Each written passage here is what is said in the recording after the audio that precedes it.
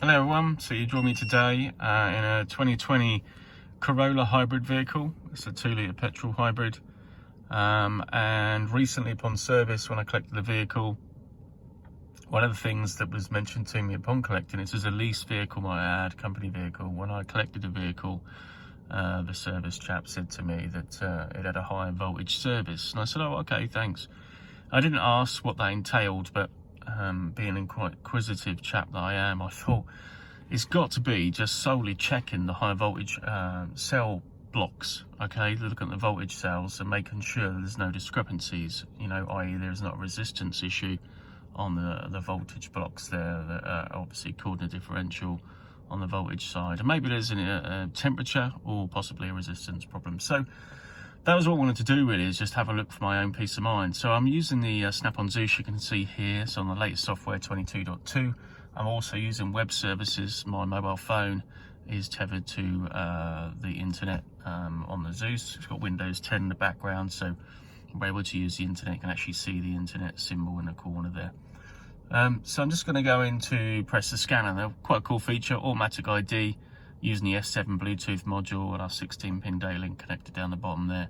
You can see we're connected to our Corolla. It's pulled a VIN, so yes, I definitely want to connect to that. Yes, it's a real vehicle, 2020 vehicle, and away we go. Now, obviously when I communicate, we're going to have a list of various modules. You can see now that before we get into the modules, we've got our VIN at the top. It's obviously pulled the mileage as well. Another new, relatively new feature to the Zeus is they can pull the mileage now.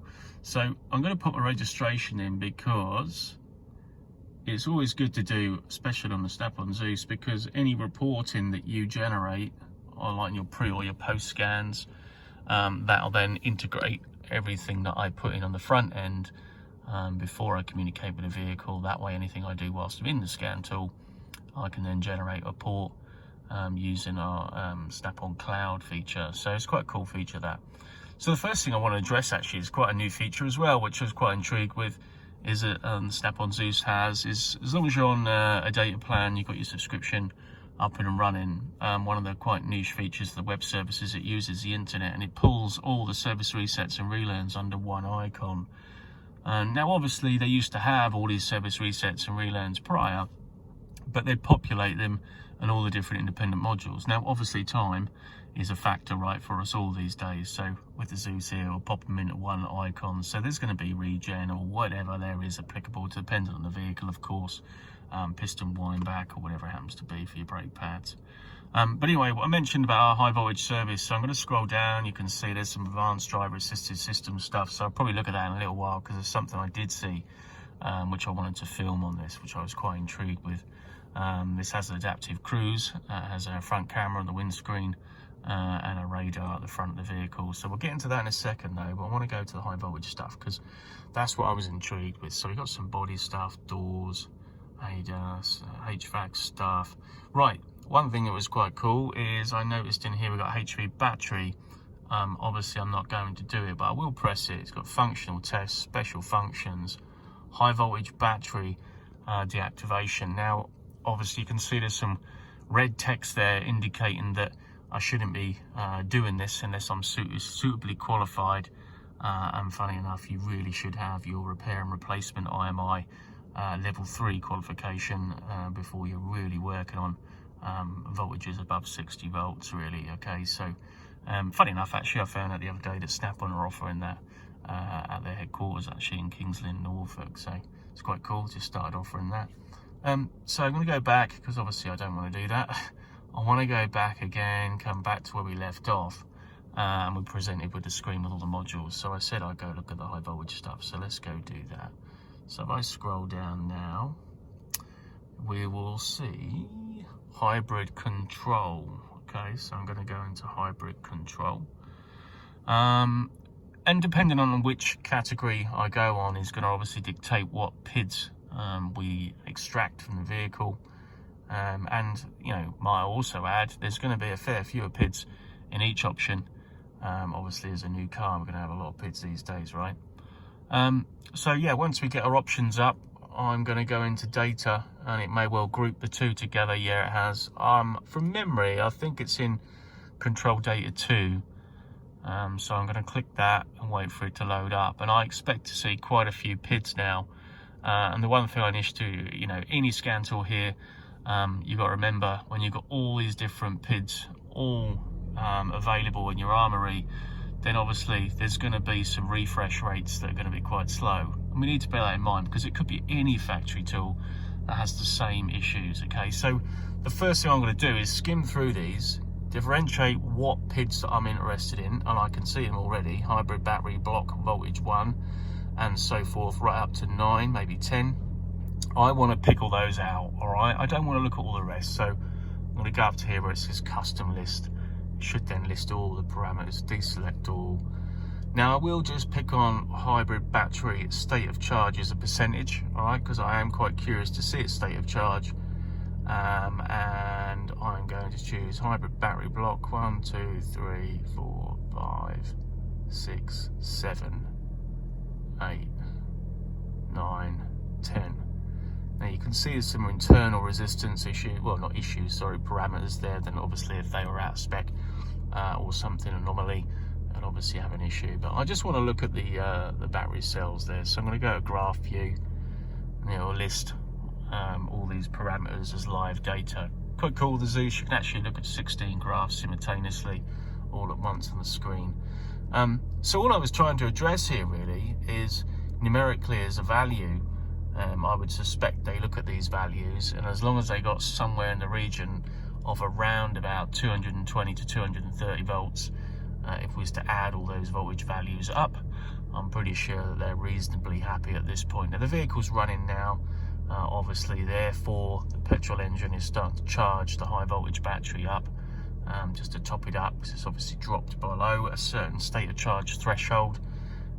But the point I'm making is, roughly, if you was to add all these values up, you should have around about 220 to 230 volts. The nominal battery voltage, high voltage battery in this particular 2020 Corolla, this is a nickel metal hydride battery in this one. The 1.8 has the lithium ion. So yeah, dormant nominal values. If we was to shut the voltage, high voltage element down in this vehicle, and then check the status or just regular DC test using obviously a CAT compliant voltmeter, of course, I'd expect to see about 220 volts. You can now see actually the voltages should deplete off a little bit step by step as we're sitting here with ignition on. Now the engine is shut off. But yeah, give or take. So the point is, I'm assuming this is what they did on our high voltage service. And I don't know if they charged the lease company, of course, but ultimately he made a point of telling me it's had a service. So I thought I'd just show you guys that element. Now, one thing I will do with this is I like to do a screenshot of this. So I'm going to just do a screenshot up there. And then that way, got another cool feature is I have a cloud function on the Zeus. You can actually see I've done this before. If I just refresh, it should then draw another report. Okay, so there you go, it's pulled it there, look, just there, 4:03, which is now on today's date. And then obviously once you can then obviously load that report up, you can share that with pretty much anyone worldwide. It has a link, web browser, copy and paste to email, smartphone. If I was on my smartphone and I loaded my cloud account up, I can then paste this anywhere that I wish. I could also add keywords as well, which is another cool feature. You can add the keywords down here and it will save that. So maybe it was a, I don't know, a battery cell voltage issue. You could write that as text and it will save it as a tag on the vehicle. That way when I go to search a later date, it'll pull that up. There's the search engine. For example, if I pop in the registration now, which is this vehicle we're plugged into, and then press enter, it'll pull all the reports applicable to this vehicle. So this is me just obviously messing around in the past. Still images as well. So if I do a still image anywhere on the scan tool, it will save it to the report as well in my cloud. And again, I can share that anywhere. Okay, so back to our scan tool. Now, something else that drew my attention is I live on like a one-way system to where my house is, and I every now and again as I'm driving around this corner, in my autonomous emergency braking, i.e. my adaptive cruise, my radar, utilising the radar, it thinks, I think, it's going to hit a vehicle, because sometimes there's some stationary vehicles on the one-way street, and I think it thinks that it's going to have an accident until it feels me obviously moving the steering wheel. And I don't think that's right, clearly. So I thought, well, I'm going to have a look in here, because something else that the Zeus has is technical service bulletins and OEM recalls. So much the same as what you'd get in an OE diagnostic factory tool. One of the first things they do when they get the vehicle in diagnostically anyway is do a quick scan and to check if there's any TSPs or recalls. Now, this Corolla's an E21, it's a 2-litre hybrid, so we're going to load that up. Now, one of the first things that drew me into this is when I chose the vehicle, I couldn't believe it. TSP, number 1, recalls 3. I was like, oh, what's that TSP? So I loaded the TSP up, and funny enough, what does that say right there? Adaptive cruise control, system intermittent malfunction. So I loaded that up. It says here, I have adaptive cruise intermittent malfunction, cause front radar sensor falsely detects an obstacle. If I scroll up, solution, check the front radar sensor, serial number. Now you probably can't see that well because I'm using the phone, because if I scroll down here it says check the value of the digit shown. Now it's not pulling it very well on my phone, but most of it's black and there is a green X at the tip of my finger. Okay, let me just see if I enlarge it. There you go, you can just about see, look, there is a difference in the green one there in comparison to the rest.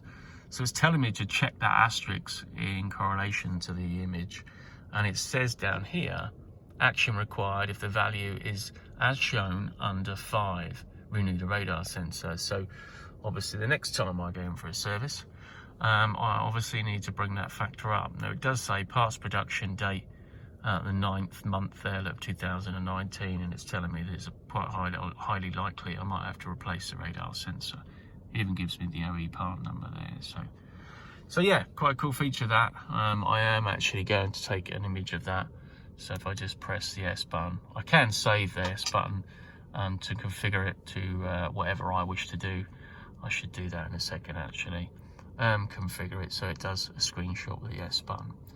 And then when I put my report up, you see it will obviously attach the JPEGs, the images that I've saved to my report. Now from that report, as you can see, I can fill in whatever I wanted to fill in there, whichever technician was using it, print it, whatever I want to do with it.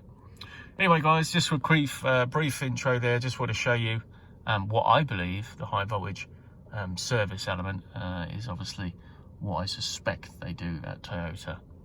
Okay guys, look out for the next one. Cheers then. Bye bye.